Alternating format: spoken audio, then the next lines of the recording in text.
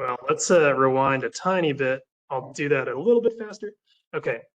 Welcome everyone to the traffic calming meeting for Fairview Drive. My name is David Greaves, working with NDOT on this program. We're meeting tonight at November 6th, the Bordeaux Library at 6:30 p.m., as well as on WebEx virtually, so the recording can be posted to YouTube and shared wherever.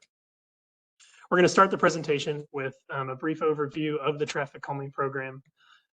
This is a neighborhood street traffic calming program that focuses on residential streets and one that prefers physical solutions to encourage lower speeds over significant lengths.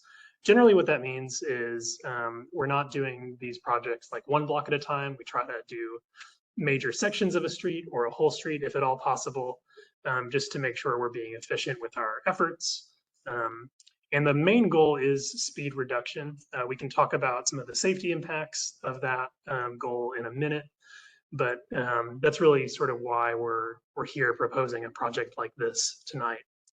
There are 3 E's of traffic calming. Those are education, enforcement, and engineering. Engineering is bold and underlined here because through Nashville's Department of Transportation, that's the thing that they have the most ability to meaningfully affect with their work and their designs. Certainly we do education. This meeting is one example, and there are a number of campaigns to encourage people to drive safely in the city. Enforcement is in the realm of Metro Nashville Police Department, so NDOT isn't allowed to give speeding tickets or certainly, pull people over. So what we try to do is design streets in such a way that the speeding enforces itself. So we don't need to, pay someone to like hang out and monitor speeds. So that's what's going on there. And this graphic here is sort of tying that goal of speed reduction to safety. So this program is within the larger umbrella of Vision Zero here at Nashville. That's the idea that nobody in Nashville should have to die or be seriously injured on our public roadways. We take it really seriously in all of our work, but this program in particular is intended to be a part of that ultimate goal. The reason speeds are so closely related is because when pedestrians are struck by vehicles, the chance that they survive that encounter has a lot to do with how fast that vehicle's going. So a vehicle going 25 miles an hour, that's the speed limit of most of our neighborhood streets, hitting someone, they'll have an 89% chance of survival. It's not perfect, certainly don't want that to happen anyway, but that does go way down when speeds increase. So if we see roadways where the norm is for people to go 35 or even 45, we know that there is significantly more danger, and we try to do what we can to avoid that in the future. This is a really high demand program. So in March of 2023, there were around 480 applications on file. I think now it's up to like 575 or so. And we're able to select 25 every 6 months.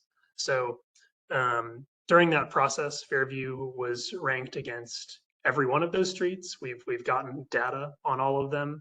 And between speeds, volumes, and a few other factors we'll discuss in a minute, Fairview ranked in that top 25 to be selected in the fall of 2024, the season that we're in now.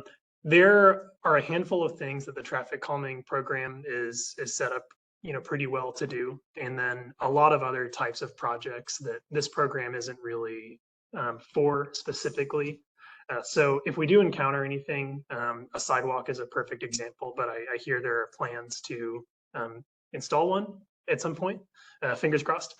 But anything like that, we want to make sure that everyone knows about Hub Nashville as a resource to request just about anything from Metro. So it doesn't have to be projects. It could just be things like potholes or improperly parked vehicles is one that I use fairly often. Really, you name it, debris in the roadway. It's an app, it's a website, it's a phone number. It's worth knowing about, and they do tend to respond to requests with pretty good regularity. So to dig into a little more detail about Fairview Drive and why it was selected for traffic calming, this is our traffic calming prioritization method. The pie chart we're looking at is basically the 5 factors that we consider when deciding how these streets all rank against each other. You'll see that vehicular speeds is by far the largest slice of that pie, and then a close second would be volume. The reason that those two are the biggest chunk put together is because combining how many cars are driving on a road with how fast each of those cars are driving really represents the greatest source of discomfort and danger for the people who are walking or biking or just hanging out in their front yards. We know that's not the whole story, so we also consider crash history, like if there was a cyclist or a pedestrian hit in the last 5 years, that'll show up in our analysis.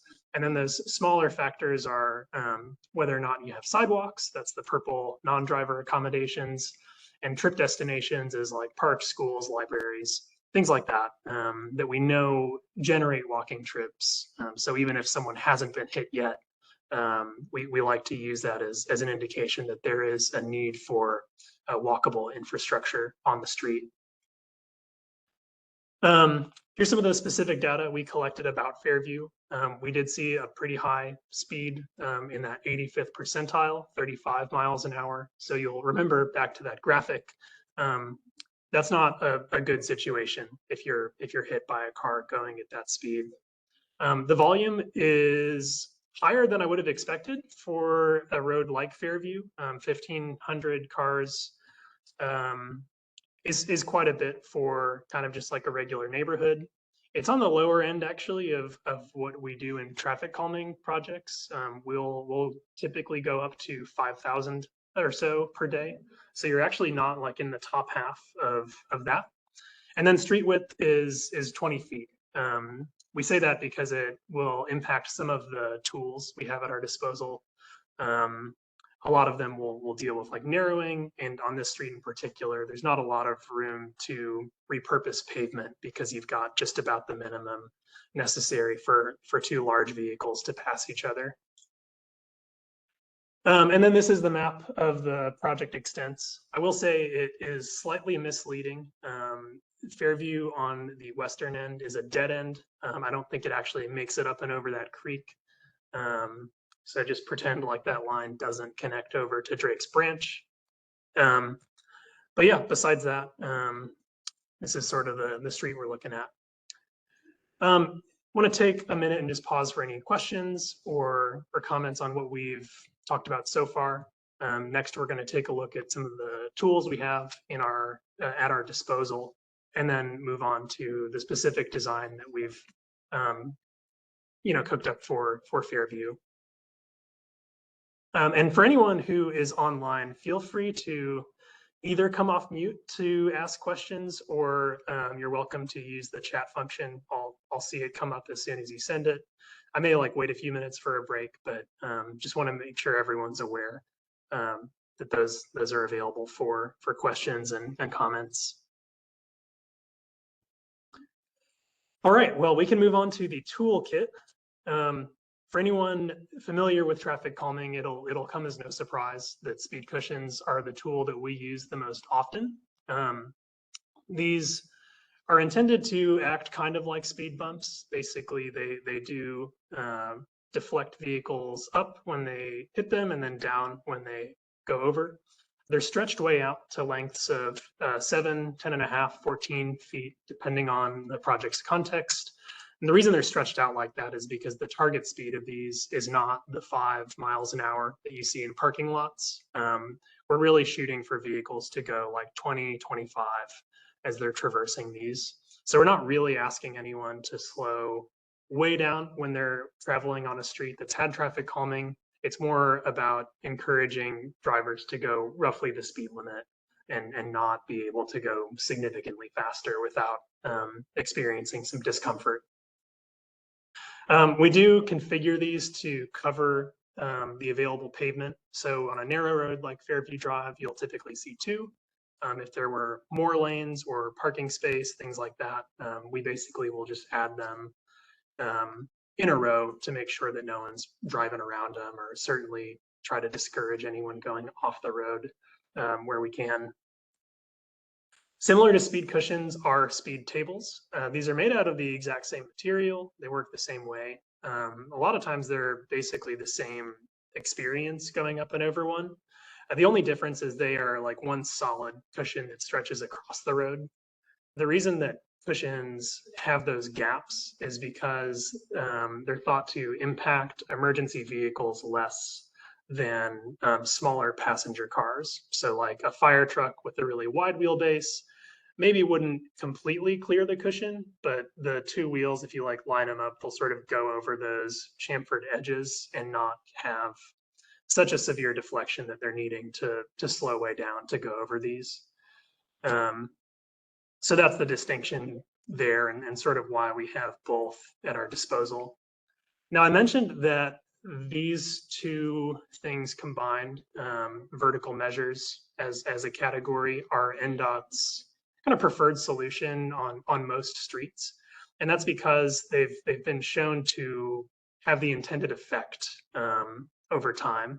So going back to the 90s, there's like national research on these. Other cities have been doing traffic calming for like a long time.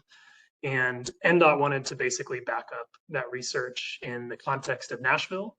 So in March of 2023, they basically conducted a study of 6 traffic calming projects before and after to observe, are these things really working the way we expect them to?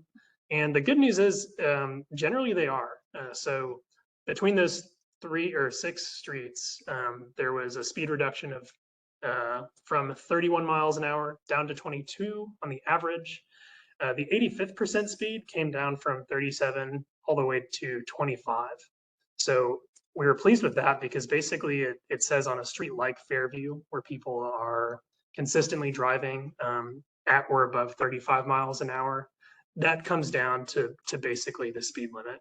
It doesn't mean every single car is like forced to drive 25, but on the whole, the impact is pretty substantial. Now, we aren't able to do speed cushions or tables everywhere. On roads that are pretty curvy or have like difficult sight lines, certainly ones that are steep enough where you have like hills and other grade issues, that can kind of throw a wrench into our cushion designs. We shoot for a pretty even spacing, so it is sometimes a challenge on roads to get a design that we're really comfortable with. That's a situation where we'll do some other measures. Radar feedback signs are an example. So basically these can kind of fill in a gap where maybe we wanted to do speed cushions, but for one of those reasons, we couldn't. We tend not to do only radar feedback signs as like a traffic calming design because they don't physically affect vehicles that are driving. Certainly they're a good reminder. If you may be on a hill and kind of speeding accidentally, it can help to be shown how fast you're going versus the speed limit. But unlike speed cushions, you have the option to just ignore it.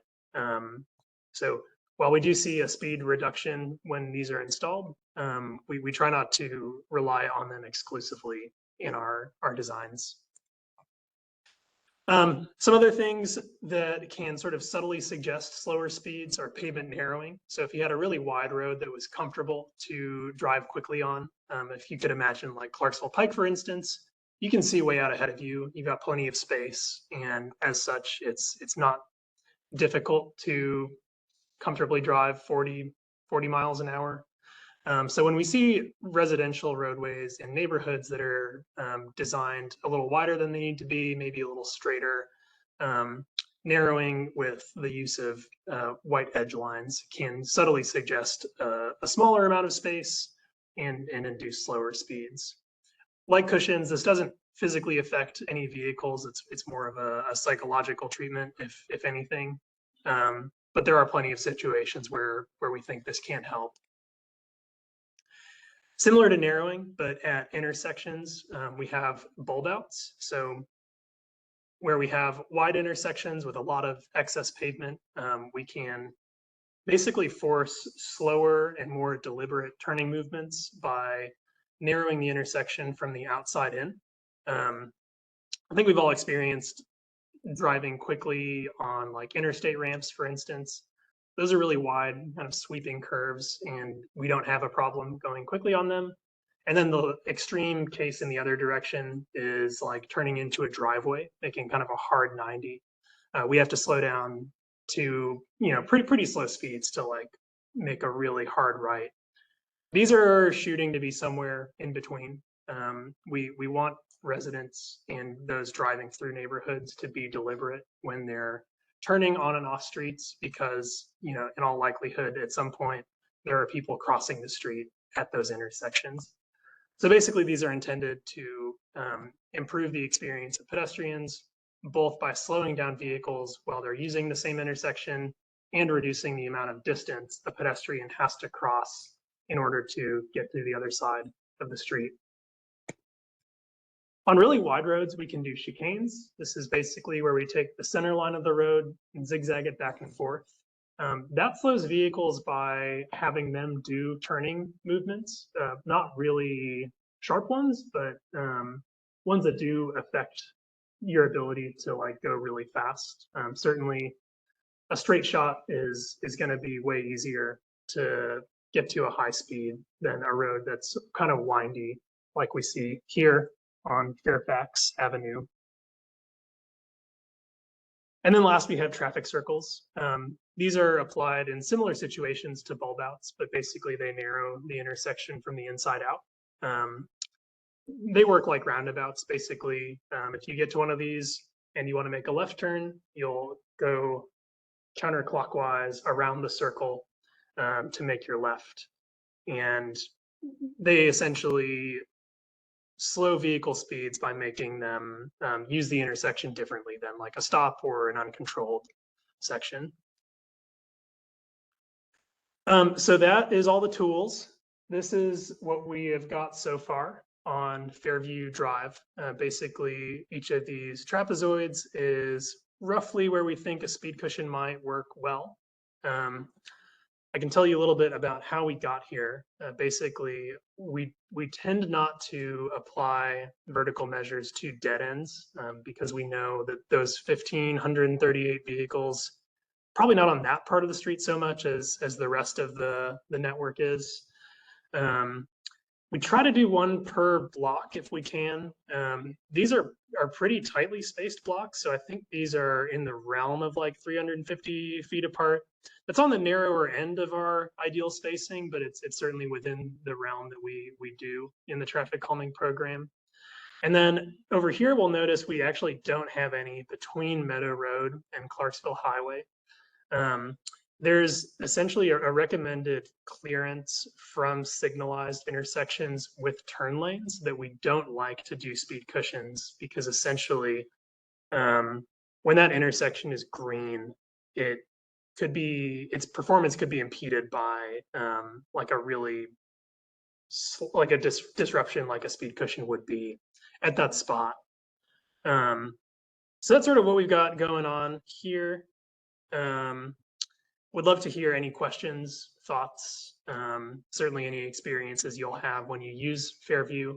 This is a street I've never like personally walked on or ridden my bike, so I'll look to you all for kind of informing, anything we would want to consider when we're finalizing this design in a few weeks.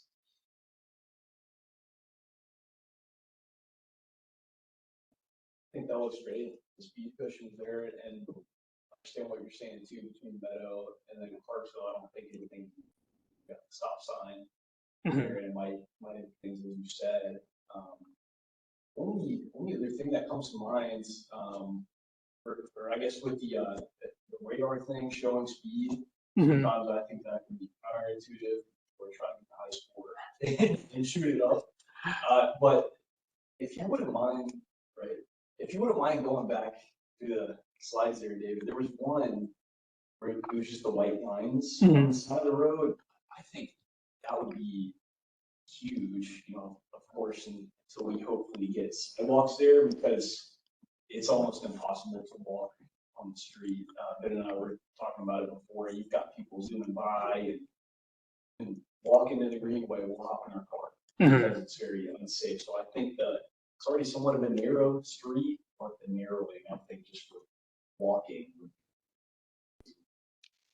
Yeah, understood. I will say when we narrow streets like this, we narrow them to 20 feet. So if we were to apply it on Fairview, it would basically be on the edge. That's what I was So it might still have a psychological impact if it's on the edge. Like, would it be better than nothing? yeah, I mean, if for some reason we couldn't do speed cushions, then it would maybe help. I think in the presence of speed cushions, it wouldn't help nearly as much as we would expect the cushions to help. If you go to the full map, there's right at the intersection of Meadow and Fairview, there's like effectively what's up. It's a destroyed church, but there's like a parking lot right there, and the road does go out to effectively. Oh yeah. And that might be a spot where we could at least put the white lines to show like, hey, park over here, and this is where the road is. If you guys would be willing to do that, maybe. Oh, got it. Yeah, that's good to know. I did notice that when I was kind of flying around. Yeah, we'll keep that in mind. That could be a fairly low hanging fruit. I wonder if that's private property too. That's what I think. Yeah. Which they were up there surveying. I saw that past. Yeah, I think they were talking about. Oh, neat. Well, yeah, they may be putting in a sidewalk for y'all, depending on what they're doing. Cool. Well, yeah, thanks for letting us know. We'll keep that in mind. We'll probably check and see if we have any information about what might be built, because it would maybe not be productive to like put in the stripe and then a couple weeks later like someone actually builds the lot out. But yeah, any other thoughts, questions on the concept? Next up, we've got sort of what's going to happen as the project moves forward and how it might proceed. I did have one other question. Sure. So right at the intersection of Clarksville and Fairview, the speeds that people are coming off Clarksville to turn in are really, really high. And I know that like on Gallatin Road, they've done like turn hardening where they put in effectively like a speed bump, like it's just a piece of rubber so people don't cut the. So if you're on Fairview sitting in the left-hand turn lane and people are coming this way at like 60 miles an hour in there, people will slow down a little bit to not hit the speed bump when they go over it and give you a little bit more room. But if you take that turn at a normal speed, you won't even hit it. Is that something we could consider here? Because I've almost been hit multiple times trying to turn left or go straight across right through there just because people are flying around that corner. Yeah, it does. And I know which project you're talking about on Gallatin Road. I have a feeling that section of Gallatin is NDOT jurisdiction, where Clarksville Highway is a TDOT route. Could we put it on the Fairview side of things? Not in the middle of Clarksville Pike, but on the Fairview side, just like right where the turn lane is for leaving Fairview. I see. Makes sense? Yeah, I think so. That corner, even if there's no cars sitting there, they'll just get used to taking it a little wider and a little slower. Yeah, let me take a look at that intersection and see if there's any like space that we are able to tighten up there. I would like that kind of stuff because it doesn't inconvenience me if I just drive like a reasonable person. Yeah, exactly. Anything else? I just want to say I agree with that too. If you're sitting there, your parts, people aren't offended to you, but if you're coming up on it, people are flying through. Yeah. Got it. And this is like, say I was traveling north on Clarksville Highway. Yeah. And you're taking like a left turn that's so wide that you're like clipping the. Or too narrow almost and going in. Like if this is Fairview here, you're coming on Clarksville, you're coming like. Yeah. Travel lanes going out. You like the turn is wider because you're kind of like cutting the. I see. Yeah, that's a good idea. We can look into. All right. So next in the presentation is this flow chart. Basically, this is what happens to all traffic calming projects. Starts with an application. We'll do our prioritization and selection that we discussed a few minutes ago. We're now at the first neighborhood meeting. So basically talking to the residents of the street and interested parties. After this meeting, we're going to take the feedback that you all have given us and do a field review. So we're going to go out on site, bring our measuring tools, a grade stick, make sure there's no like hills we didn't know about, stuff like that. And then ultimately finalize the design onto some construction plans. Once that is done, we can either schedule a second neighborhood meeting to kind of review, what we've done. Maybe we've added the turn hardening, things like that. We can also post those plans online and go straight to the ballot. Basically, what that entails is sending everyone who got invited to this meeting a postcard that tells you how to vote. So you can vote yes or no. I like this plan, I want it to happen, or no, I don't like this plan, I don't want it to happen. And 66% favorable votes among those who vote means that the project moves forward. So while that does feel like kind of a high bar, the good news is most of the streets that go to the trouble of asking for traffic calming are experiencing speeds that we see the vast majority of the projects that we propose succeed. Once that ballot is done, and if it's been approved, it'll enter the construction queue. Right now, we're still sitting around 8 to 10 months in terms of getting to the front of the line. The project themselves don't take, more than a few days, upwards of a week to actually build, but there are a lot of projects that have been waiting for quite a long time to be installed, and that's just about how long that line is right now. So to look at the balloting a little more closely, this is a picture of the postcard you can expect to get. Basically, in that small print, you've got instructions on how to log on to Nashville's website and vote. There's also a phone number if anyone would prefer to just give them a call and vote that way. That's perfectly fine. There is going to be a unique ID code on those ballots that makes sure all the votes like match up correctly, don't have any like accidental duplicates or anything like that. So that helps us, make sure that we're evaluating the ballots correctly. The voting period is open for 6 weeks. We'll tell you on the postcard like when the ballot's going to close. So it should be pretty clear when the deadline is. And we like to give 6 weeks because it's not forever. Like we're not waiting a super long time, but it is enough time if anyone is motivated to talk to their neighbors, sort of let them know what's going on. If you want to encourage them to vote, by all means. And I do want to make sure everyone is aware, like if you think you should get a postcard and don't, reach out to us and let us know. We're able to like look up your ID and give it to you. I certainly throw away almost all the mail that I get. So we do understand that that can happen sometimes, and it doesn't bother us at all. This is the ballot zone. So I mentioned that the people that were invited to this meeting will get to vote.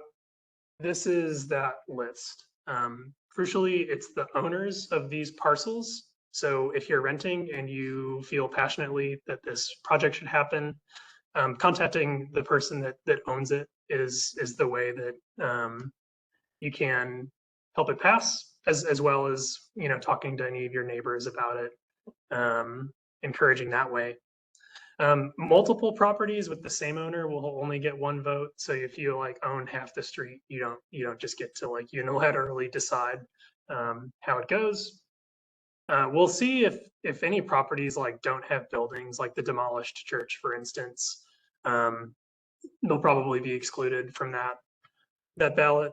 And then any like operating businesses, I can't quite recall what's on this corner of Clarksville Pike, Clarksville Pike. But if it's like not a residential property, they won't make it onto that list, even though they were invited to the meeting here tonight. Any questions about balloting, who's voting, any of that? I think next is just questions, so we can go back to any part of the slides. With the balloting respondents, we gotta get 66%. Is it everyone who is adjacent to the street, or just the respondents? Just the respondents. So in the extreme case, if 3 people voted and 2 people said yes, that is a successful project. And we have had really short streets from time to time where votes have been that low, but typically we see more response than that. Anything else? Any from anyone online? This is my contact information. If anyone has other feedback, welcome to reach out to me and the Traffic Calming email. Yes. Question. Sure. When does the road kind of decide if they want to have a second meeting? Do we kind of do that here and now for the most part? Yeah. We can. Yes. What do you guys feel like? I'm not on the road, but I would recommend that if you guys are okay with at least the speed bumps, and then these guys promise to look into the other stuff that we asked them for, that you would move ahead right away to get on that construction as soon as possible. But the road that I live on, we had 2 meetings, so you can definitely do it either way. But I wish we'd gone ahead and just had one meeting, so we could. That's what I was waiting. This is expedited. Just having one meeting. Yeah, because I feel like what your proposal, that's where you walked in. I'm personally. Yeah. Sweet. We'll make that the plan. Any other questions? This is a QR code to the website and social media handles. But yeah, I'm happy to stick around as long as we need. Well, if not, thank you all so much for coming. Really appreciate you braving the rain to get here. And yeah, we'll look forward to getting this thing designed.